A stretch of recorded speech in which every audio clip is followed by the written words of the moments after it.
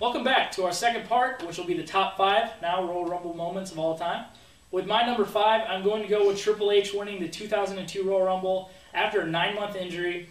Back in, which was 2001, I think it was May or April, I want to say it was May. He was in a tag match with Stone Cold against Chris Benoit and Chris Jericho when he tore his quad the first time. He tore it again in 2007. But he came back in January, which was actually a little funny tidbit if you guys know. The Vengeance 2001 pay-per-view where Chris Jericho won the Undisputed Championship. Originally supposed to turn there, but ended up returning in early January, which was a great return, one of the best ones at Madison Square Garden. But Triple H, ended up coming down to one time. I think it came down to Kurt Angle, but there's a time there when he did stuff with Stone Cold, which was really cool because of the former partners in the power trip that they had back in 2001. But I'm going with Triple H, my top 5 moment for Royal history. My number 5 is from 1992, like he said, for number 6, Nature Boy Ric Flair winning it, and then just Nature Boy winning another title. Number 5. There you go. Number 16. Number 5 for me was No Chance in Hell. Vince McMahon winning the 1999 Rumble. It came down to him and Stone Cold. They came out 1-2. Just the whole era was around Stone Cold and The Rock, and then Vince is in all the storylines. Vince wins, goes on to take down Valentine's Day Massacre, and just that brutal match, and just he kicked off one of the greatest matches in WrestleMania between Stone Cold and The Rock. So number 5 for me was Vince winning the Rumble. Yeah, my number 5, I got Rey Mysterio winning the Rumble in 06. There's a funny reason behind this is because this year I was like, the year when I was watching, I was like, this is Randy Orton's year. Randy Orton's going to win this Rumble. And I was watching with another friend of mine, and he threw out on the limb, he goes, nah, man, Rey Mysterio's got this one. And I looked at him, and I was like, are you kidding me? Are you kidding me? Really? Rey Mysterio's going to win? Are you kidding me? And we followed our picks throughout the whole thing, and I was like, Orton's going to win. And he's like, dude, Mysterio. The whole time I really thought he was just joking. And it got down to them two, and it looked like, Orton was going to throw Mysterio over, and I looked over, I'm like, ha, ha, ha, ha. And then I looked back, and then Mysterio's in the ring, and he won. The time I was pissed for about 45 minutes. I was like, are you serious right now with this? And then I came to thinking about it, I'm like, wow, that's really, that's really cool that we thought about that whole time, that whole match. We kept, a lot of people changed their picks during the Rumble. Yeah. We stuck with our 2 picks that we had, even though I thought his might have been a joke. But at the end, he was like, I knew he was going to win. Yeah. I was like, sure you did. But that's why it's my number 5. I just have that sentimental value behind it, and I just have that memory of that. Number 4, I'm going with probably my favorite Royal Rumble. Can't really decide, but it's definitely one of my favorites. With the 2001 Royal Rumble, I'm going with Stone Cold winning his record 3rd Royal Rumble, which there's been people who won 2 with Shawn Michaels and then Stone Cold also. But I'm going with the record 3rd. I really love this Royal Rumble. A lot of cool little, intricate little parts where they brought out, Triple H, who was involved with Stone Cold at the time. They had the little hardcore parts with those kind of guys.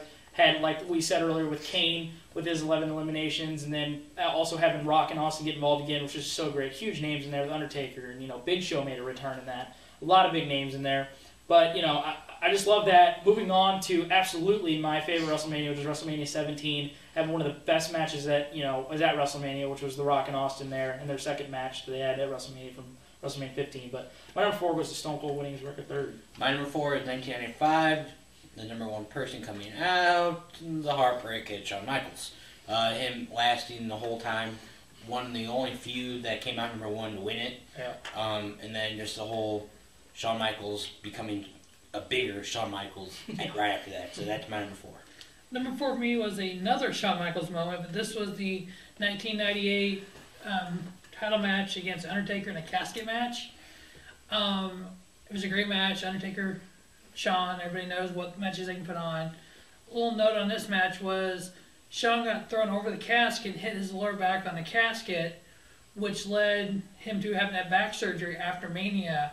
He went into Mania to face Stone Cold, and Shawn was not 100%, and he ended up missing 4 years of wrestling because of him getting thrown over into the casket.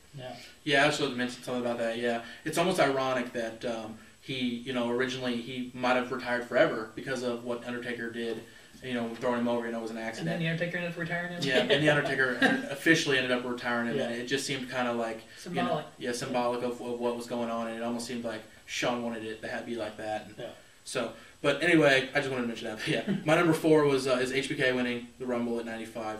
It almost seemed like, he was a hot competitor at the time. He was doing a lot of great things. People loved him. But this almost really just springboarded his career into being greatness.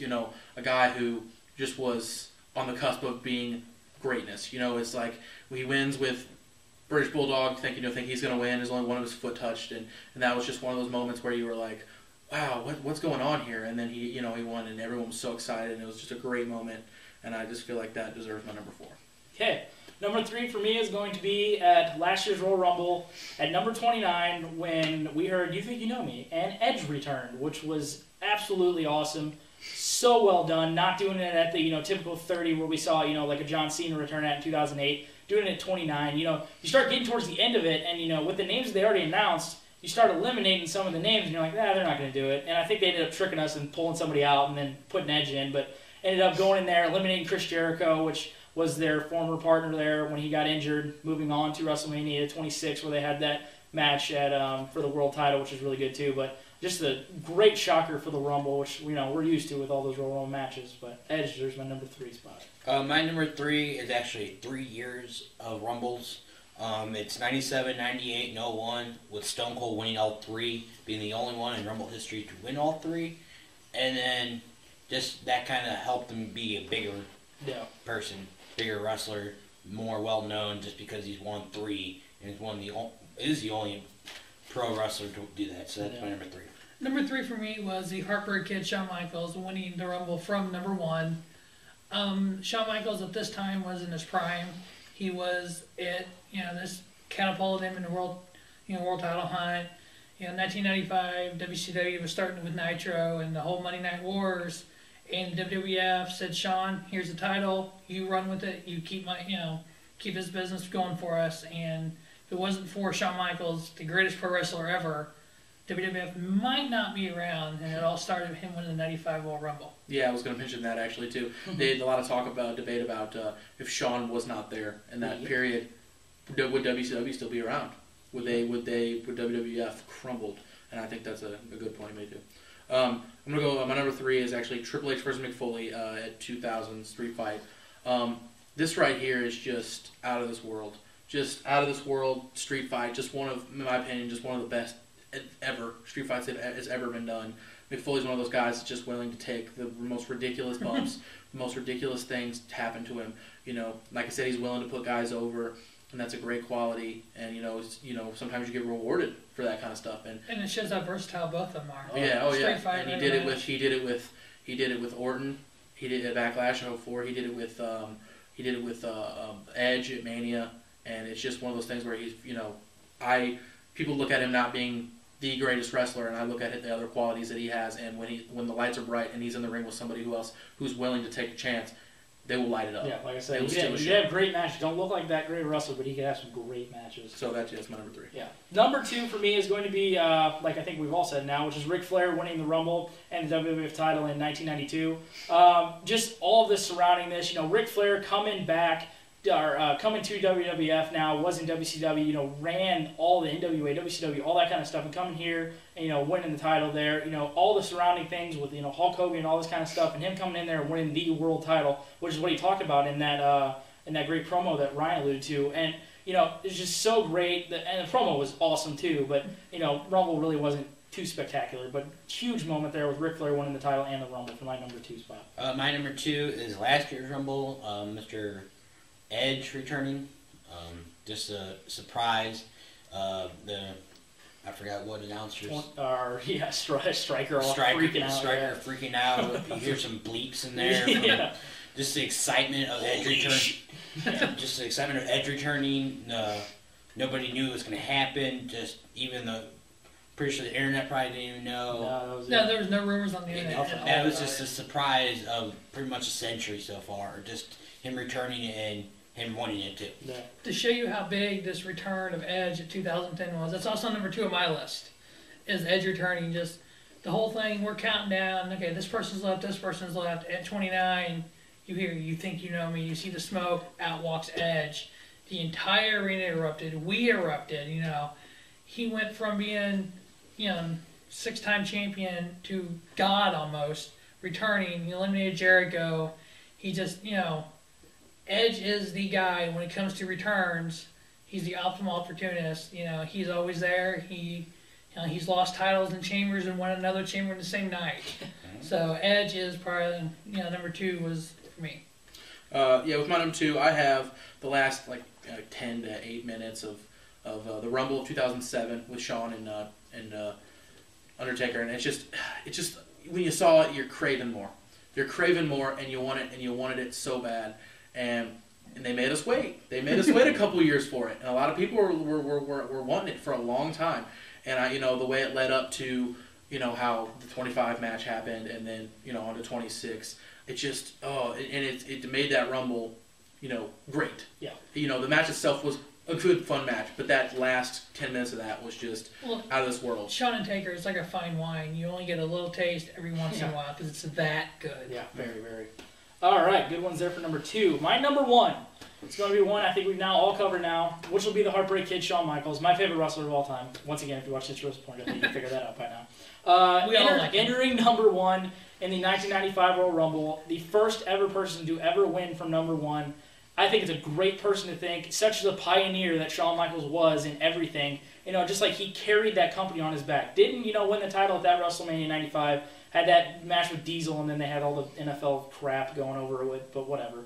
Having that match with his buddy at WrestleMania, I think 11 it was, and then, of course, moving on WrestleMania 12, having that, infamous now, the Iron Man match with Bret Hart. But really, that kind of skyrocketed him too. Now, he's had world title matches before this, with Bret Hart, stuff like that, but this really made it to where now he's going to be the guy and carry that company. And I think, obviously he did a great job with it. So, Heartbreak Kid, Shawn Michaels, my number 1 spot. My number 1 was kind of a tricky one.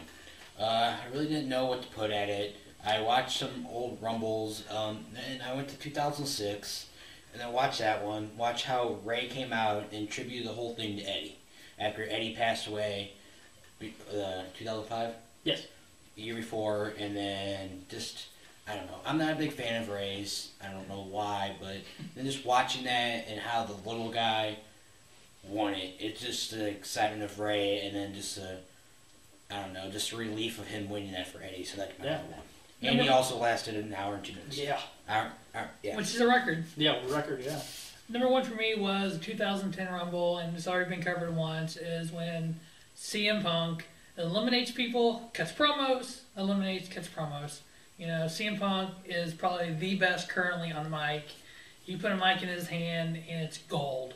Just like in the 2010 Rumble, Punk is my number 1. My number 1 of all time is Angle versus Benoit at 2003 Rumble. Even though it's not an actual Royal Rumble, it's my favorite match of anywhere in Rumble, anything. You look back and you talk about the best technical wrestling matches in mainstream wrestling in the last 10 years. This match always hits number 1. It is in my opinion, the best match Angle and Benoit has ever had against each other. The fact of the matter that they kicked out, the Hoss and Benjamin, and they let him just go. They just let him pure go. Wrestling match. They let him go, and the great thing of this was, I always remember this after the match, the crowd gave Benoit a standing ovation. That never happens, ever, and it was just a brilliant moment, great match, one of my favorite matches of all time. And really made it to where Benoit was going to be a guy, and then moving on next year when he won the title at that 2004 Royal Rumble. That will wrap up our top 10 Royal Rumble moments of all time. For Ryan, Robert, and Quad, I am your host, J-Man. Thank you for watching the Instant Wrestling Report, your source for professional wrestling news, information, and opinions, instantly. This is a battleground!